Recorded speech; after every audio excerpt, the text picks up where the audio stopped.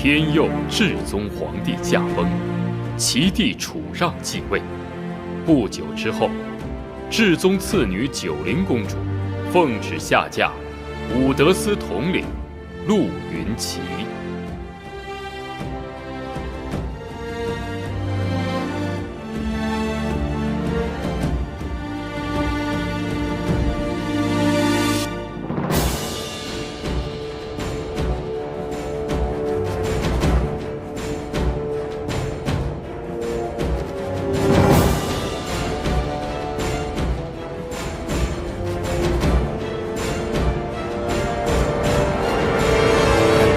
参见陛下，吾皇万岁万岁，万万岁！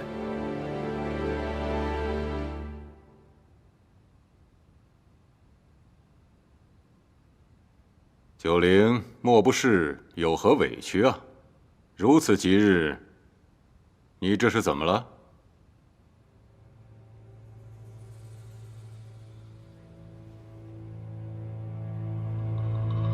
楚让，你为何要害我父皇？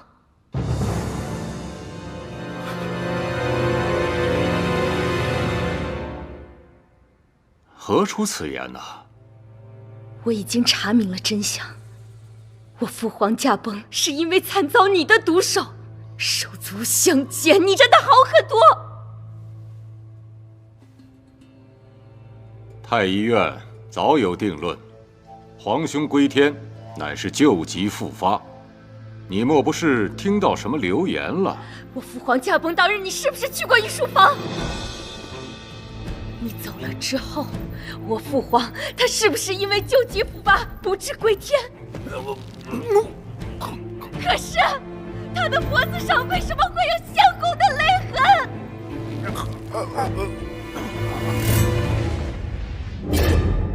就是他，楚让，是他杀了我的父亲。你是受何人挑唆了吧？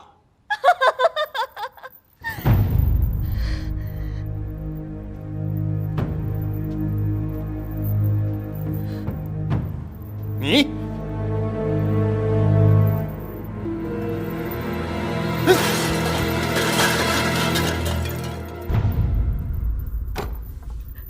是你杀了我父皇。是。你要如何呀？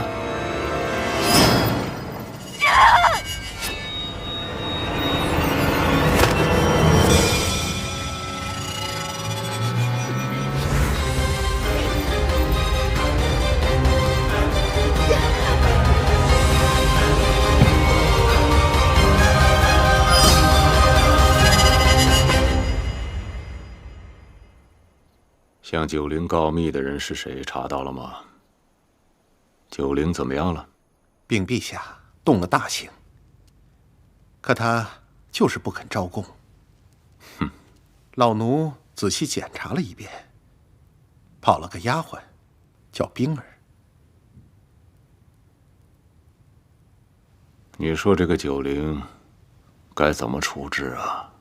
这个，陛下心里一定早有决断。老奴只是担心，这个楚九龄有个姐姐和弟弟，他们三人会不会共同参与了此事啊？不会，他们姐弟三个里头，九离最是单纯，这九荣尚未成年呢。只有这个九龄，冰雪聪明，心思缜密，最得我那个皇兄的宠爱。老奴斗胆，既是冰雪聪明，那为何还会赐嫁？他若赐嫁成功了，自是了却了他的心愿；若不成，他那是求死。他死了，朕估计舆论也就自然不能拿九离九荣怎么样。你看看，这个孩子简单吗？啊？他可是太不简单了。朕让陆云奇娶她，就是为了以防万一。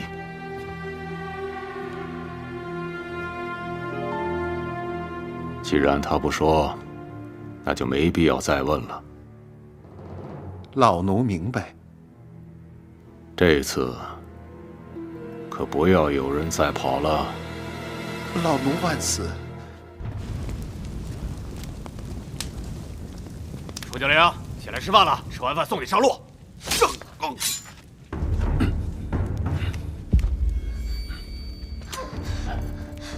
父亲，外面狱卒迷晕了，咱们得快。好。九龄，九龄，九龄，他们怎么把你伤成这样？暂无生命危险，赶快离开这儿。好。走，快走！大人，属下今天当指使，亲耳听到，陛下要杀九龄公主。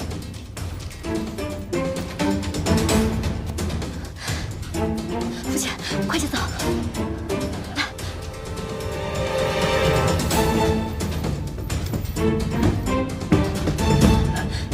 这边。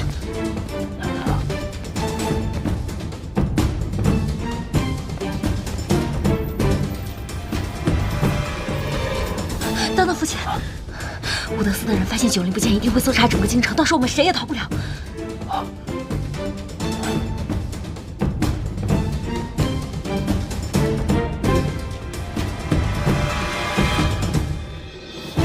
真真不孝，来世再做您的女儿。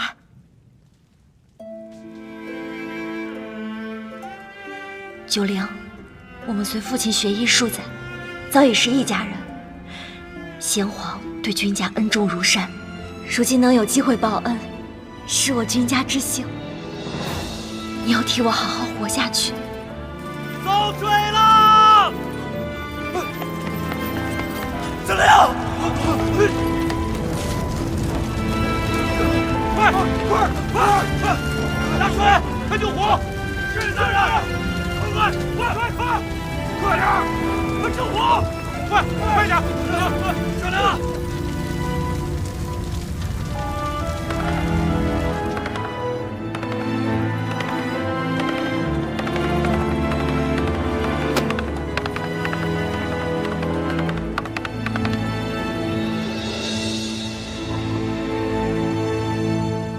什么？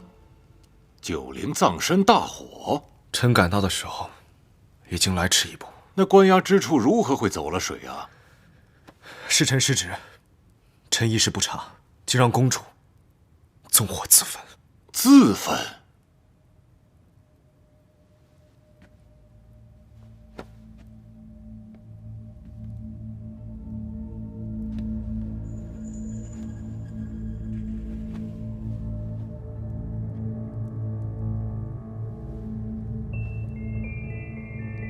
九龄是朕最喜爱的一个侄女儿，打小就乖巧懂事。后来在宫外养了多年，却变得性格骄纵，竟然要行刺朕。既然人已经不在了，朕不会罪及他人，继续追究了。谢陛下圣恩。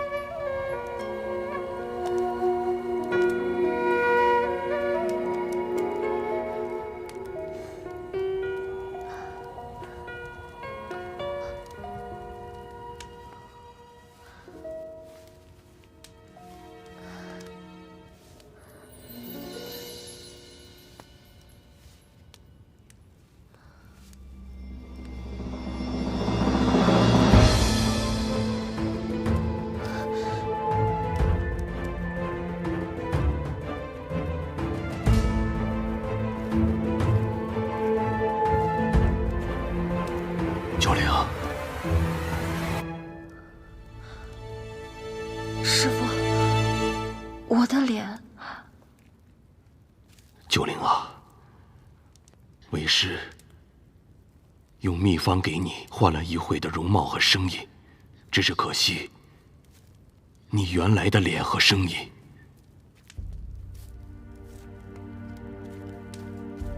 师父，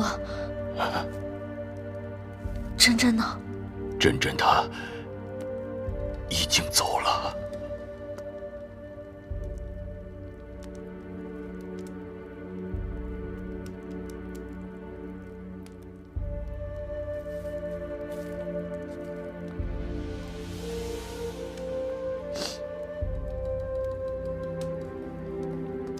只有真真替你留在狱中，在纵火掩盖此事，楚让才会相信你已经死了。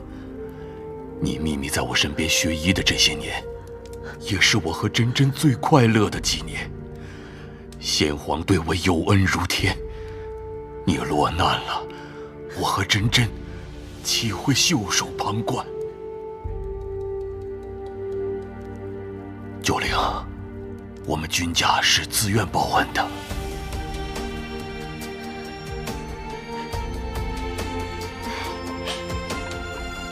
哦，是。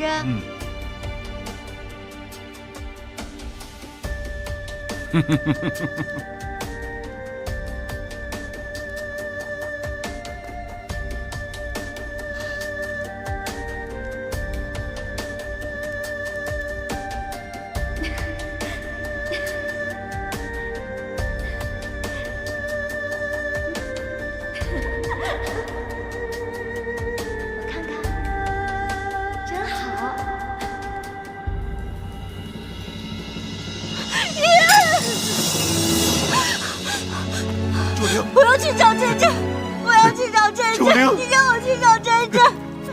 九灵，你要好好活着，不要辜负真真的一片心意啊！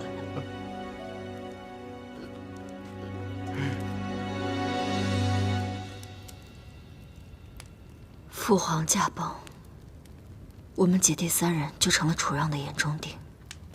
我答应嫁给陆云奇，也是为了让他放下戒心。就算我入宫行刺失败，他也不会再对他们动手。九黎公主和怀王殿下确实暂无生命之忧。事到如今，将你的容貌变成真真的样子，是不得已而为之，可也是不幸中的万幸。从今往后，再也没有人能将你和天佑的九灵公主联系在一起了。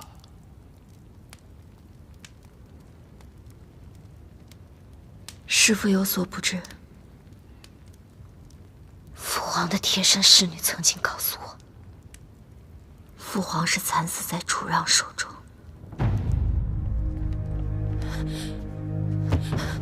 公主，冰儿，你去哪儿了？所有人都在找你。公主，奴婢冰儿有要事回禀。先皇骤然驾崩前，陛下曾带着陆统领秘密入宫，而且与先皇发生过口角，争执得很厉害。争执？他们因何事而争执？奴婢不知争执原因，但我亲眼看见，先皇驾崩后脖子上有勒痕，绝不是太医所言旧疾复发。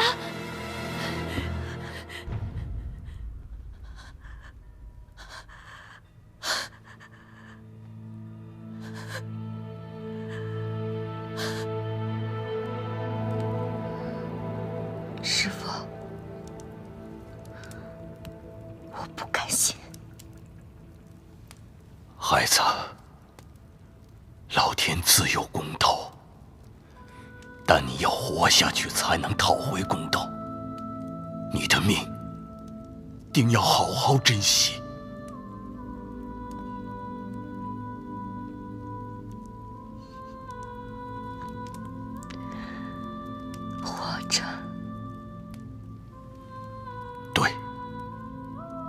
活着。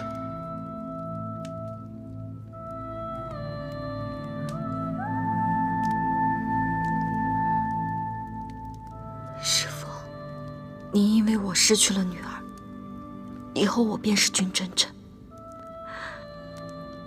我要替真真坚强地活下去。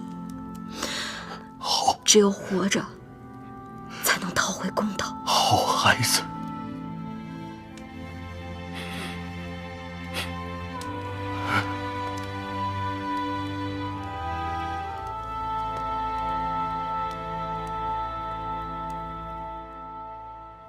师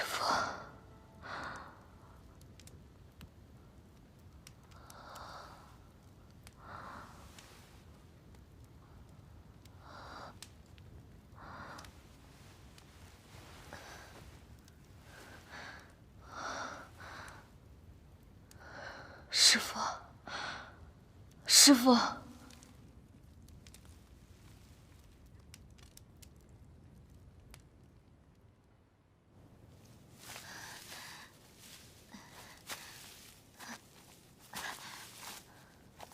师父，师父，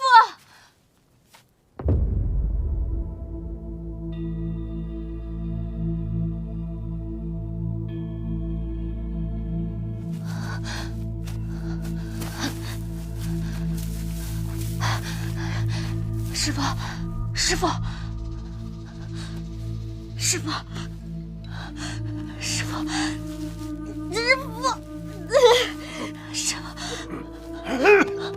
师父，你醒了！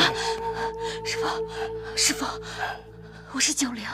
师父，为师看到紫影现出，高兴得过头了，没注意到脚下跌下了山崖。好，你先别说了，先保存体力。我带你回去，忍着点儿。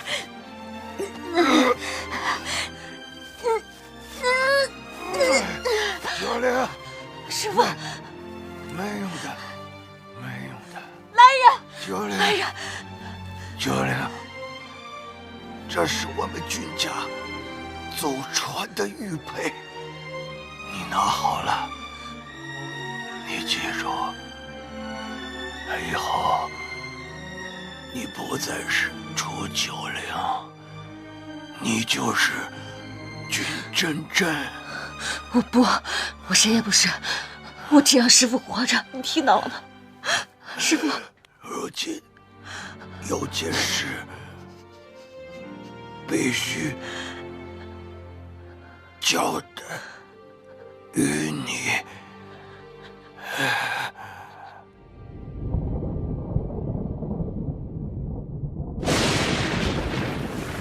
九灵，为师手札里有一枚先皇生前交予我的封条。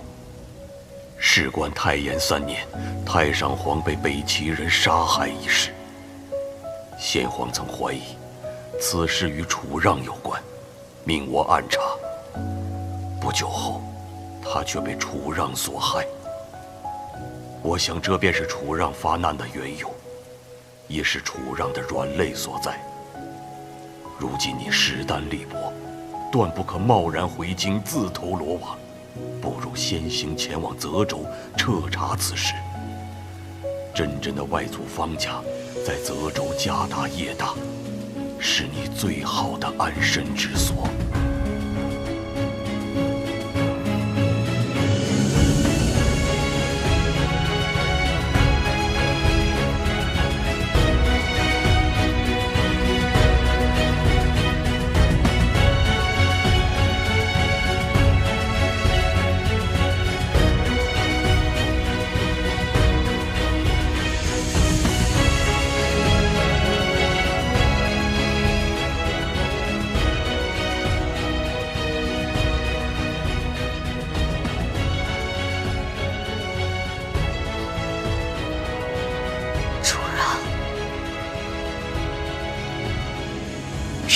我一定会替父皇讨回来，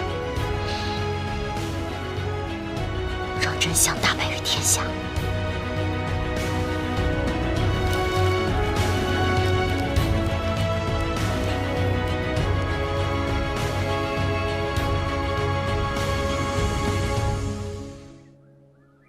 往南10里的碧云坡客栈，汝南老宅的丫头柳儿，在那儿等你。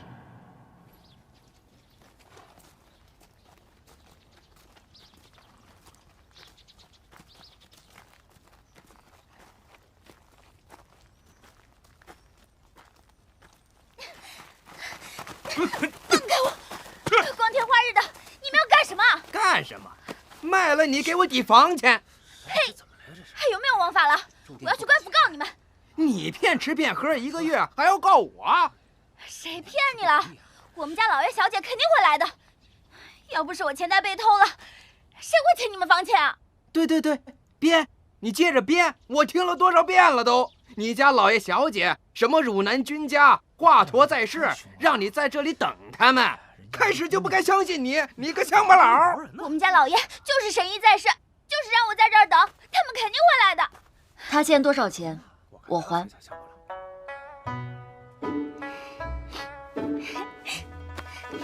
小姐，我总算等到你了。这么多年没见，你长得越发的好看了。从老宅跟出来的那些人都不愿意等了，他们抢了我的钱袋跑了。现在好了，我跟你在一起，就没有人能欺负我们了。柳儿不哭，你这些日子辛苦了。我接下来要去投奔外族方家，如果你愿意，可以和我一起。愿意的，愿意的。小姐去哪儿我就去哪儿。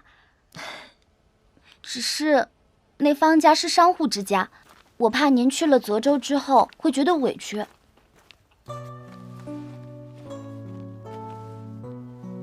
到底是官家还是商户，我并不在意，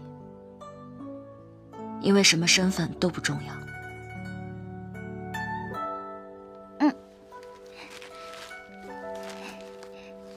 你快吃吧，我不饿。多吃点儿，吃完我们动身去泽州。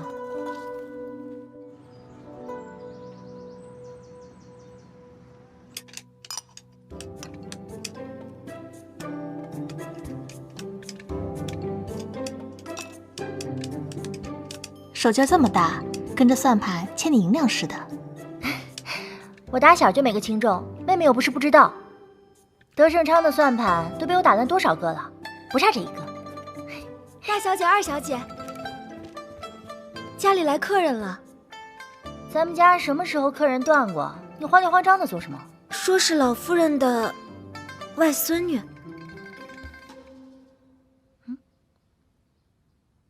祖母什么时候有个外孙女了？我怎么没印象？我好像听母亲提过，但是已经很久不来往了。很久不来往的人突然找上门，肯定有事儿啊！走，看看去。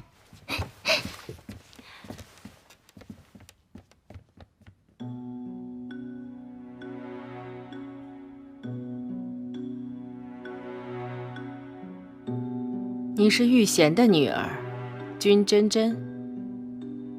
是，祖母。走近些。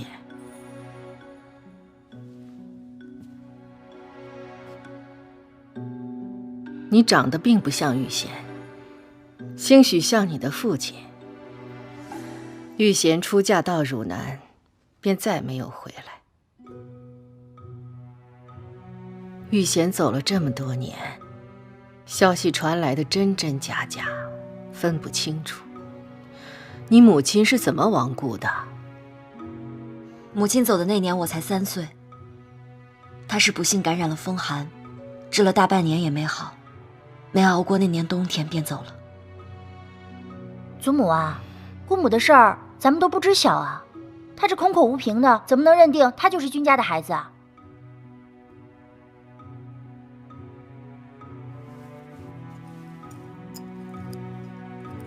祖母，这是君家祖传的玉佩。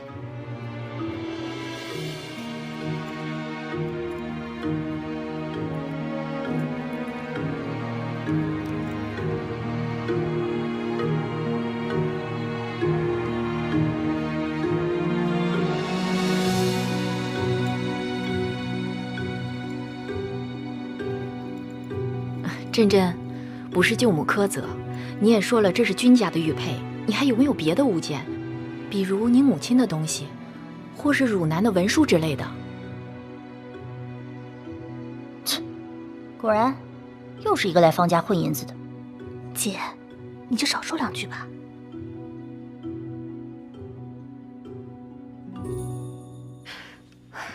母亲，不如这样吧，先让珍珍住下，我们再差人去汝南打听，假的真不了，真的也假不了。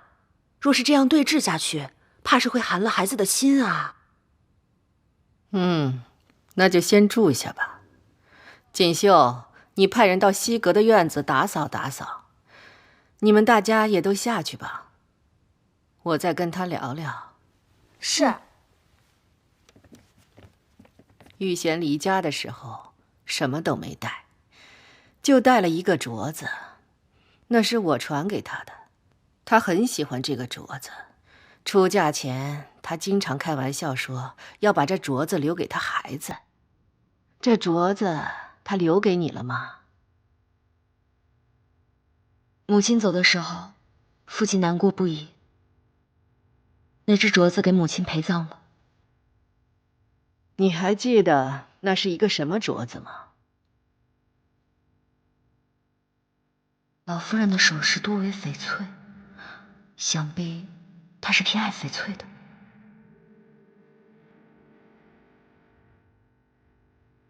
隐约记得，那是一只绿色的翡翠镯子，很通透。西阁的院子也收拾好了，芍药带他过去吧。谢祖母。是。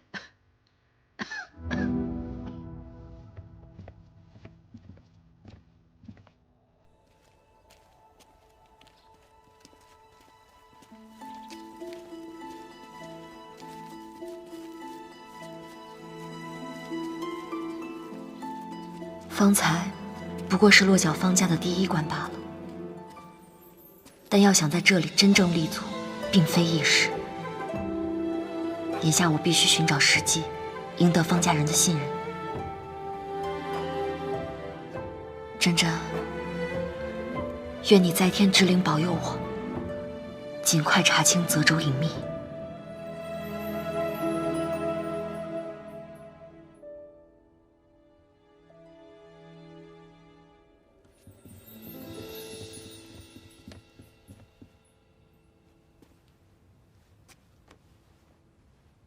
凑合住吧，反正住多久也不一定。珍珍，姐姐就是这样的性格，你千万别往心里去。什么珍珍啊？等确定了身份再说。你现在可别乱人亲戚啊！走走，给脸不要脸。柳儿，你说什么？你再给我说一遍！你好了，柳儿，别再说了。小姐喊她一声姐姐，自己偷着乐就是了。谁愿意认你们这门亲戚？好没规矩啊！有什么样的主子就有什么样的丫鬟。谁没规矩啊？有些人就得骂，好好说话。你说什么？好了，姐，柳儿别再说了。姐，咱们先回去吧。姐姐默契是真正教导无方。我们先走了，走吧。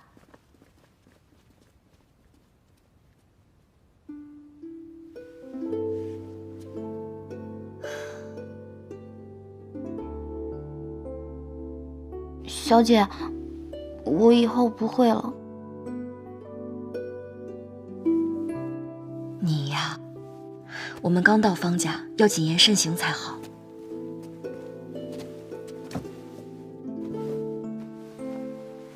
有些人呢，说话难听，不见得不是好心；有些人说话好听啊，也不代表他没有坏心。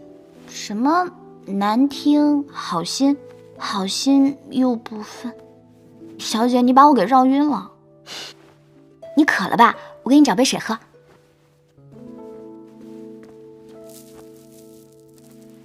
经历的事情多了，自然而然就懂了。喝茶。哦，对了，老爷在信里交代，我从汝南老宅带回来一样东西，他说非得要亲手交给你。啊，在这儿，那。这是什么？不知道。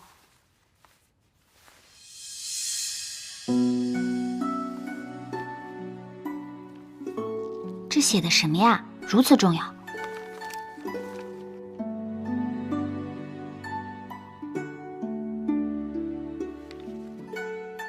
这是与宁氏公子的婚书。宁公子，我知道，他可是多少女孩梦寐以求想嫁的对象。真真若还在世，这也不失为一桩好姻缘，但我绝不能忍。小姐，你不用害羞，咱们全府上下谁不知道这是一门好亲事啊。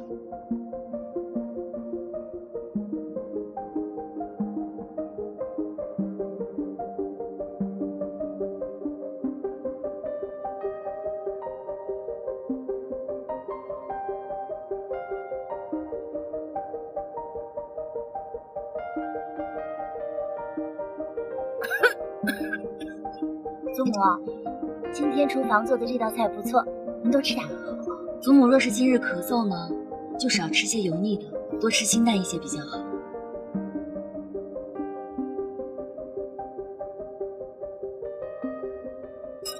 君真真，你故意挤兑我是不是？姐姐误会了，我也只是看到了，就随口说了一句。我们君家祖上开医馆的，小姐是懂医才说的。你父亲让你成了家，传医术，是有医傍在身是好事儿啊，但以后啊就不要学了，跟着姐姐们学做生意吧。我们小姐喜欢什么就学什么，为什么非得学经商啊？再说方家也不是没有男丁，不还有个小少爷吗？为什么非得女子学经商啊？柳儿，我们方家的事儿轮不到你一个外姓人指手画脚。祖母，君家是读书人，读书人断不可能养出这种什么规矩都不懂的女儿来。我看汝南的消息不用等了，趁着天没黑透，赶早轰出去算了。汝南的消息不等就不等了，看好了，小姐，咱们的婚书拿出来让他们瞧瞧，吓掉他们的眼珠子。你倒拿呀！好了，什么婚书啊？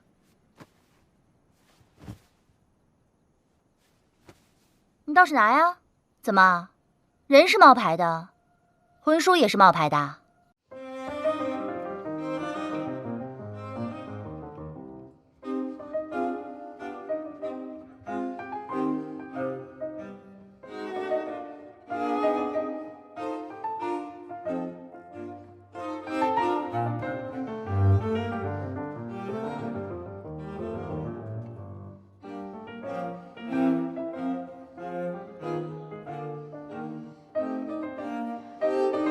看着不像假的。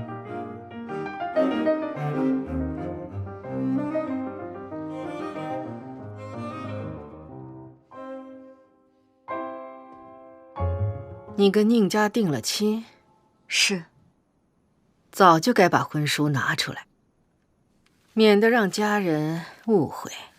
家中变故不如从前，这婚约也是以前定下的，不知现在还作不作数，算不得什么证据吧？你也太小看宁家了。宁十公子素有清贵美誉，做人有信。既然是双方长辈定下的婚约，人走了，婚约还在。改日我带你到他家走动走动，认识认识。祖母，不用这么快吧？就这么定了，吃饭吧。真真，你尝尝这糟煎白鱼，是泽州的特色菜，在别的地方尝不到的。谢谢祖母。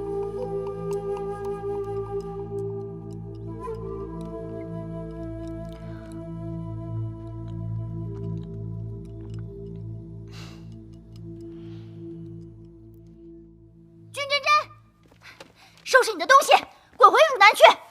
我们方家不欢迎你。怎么了，锦绣姐姐？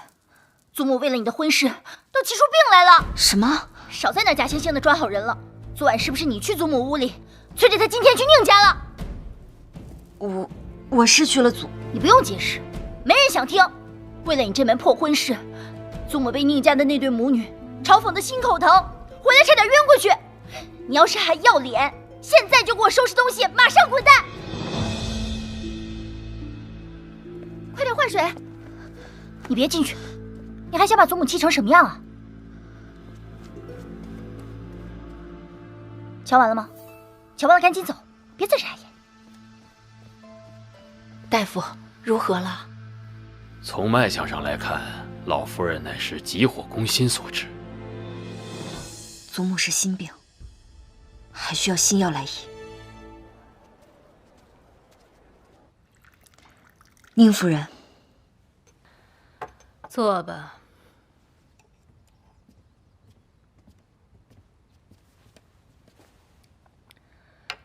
你们家老太君上午已经来过了，你来可还是为了此事啊？正是。灵儿，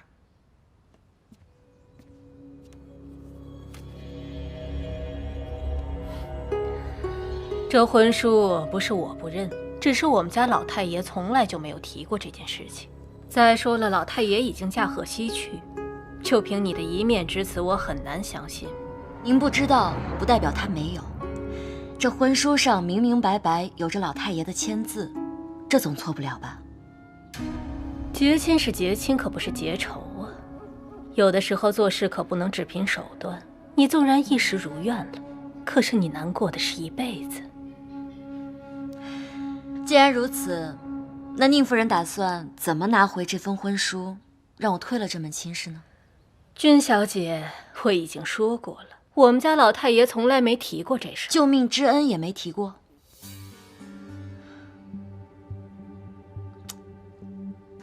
宁老太爷不该是这样的人呢。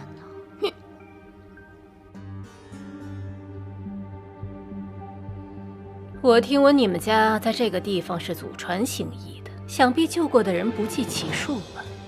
不知这救命之恩得了多少人以身相许啊？君家治病救人，有钱的收钱，没钱的就罢了，这是医者的本分。但是被救治的人，有钱的给钱，这是本分；没钱的给尊重，这也是本分。是，该给钱的给钱，该收钱的收钱。可是人家子女的婚姻大事，可不是你要挟的筹码，这可是一个人一辈子的命。可宁老太爷没给钱。你胡说！我祖父才不是这样的人。哎，当初宁老太爷说回家拿钱，但是我祖父再三不肯。但是宁老太爷又碍不住面子，不想欠人情，于是当下定下这门亲事。宁夫人，这门亲事你若认，它便是婚书；你若不认，它便是欠条。你什么意思啊？你们给了这治病救人的钱，这婚书便收回去，大家两不相欠。母亲，把钱给他，打发他，让他快滚。好了，你出去吧。母亲，出去。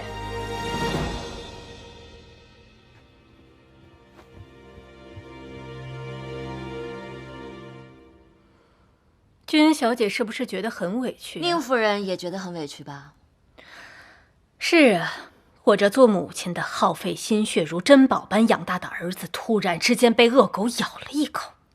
这个牲畜还不知人情，我是打不得骂不得，我打了骂了，反倒说我不大度，我真是委屈又心疼啊。但是作为一个母亲，我遇到这种事情我也就忍了，可是子女遇到这种事情，我忍不得。君小姐，这桩婚事对你来说是一跃龙门得富贵人生，我们宁家乐善好施，可是扶持你的命运这件事情，我是觉得委屈又恶心。宁夫人，乐善好施也是君家祖传的本分，不管是路边的乞丐还是上门的灾民，我们从来都是治病救人，不图回报。当初宁老太爷要是说一句没钱就罢了，可是定下这婚书，如今给我们置于恶人之地，我们也觉得既委屈又恶心。有些事是会变的，但有些事是不会变的，比如说人的命。有的人生下来就是个贱命，不是攀上别人就能变成富贵命的。我记得宁家当初第一个功名也是买的吧？你怎么知道？花钱买通了上上下下，攀上了辅学大人，对吗？宁夫人不必慌张，我不会去传播你们的发家史。只是我想告诉你，这世间很多事确实可以花钱办到。当初宁家花钱买下功名，摆脱了这贱民之命，那如今花钱买下这婚书，摆脱贱民之命，不是一个道理？你，况且2000两足矣。君小姐算得够清楚啊！夫人谬赞了，这生意合算。去，拿2000两来。慢着，2000两是刚才的价，现在变了，5000两。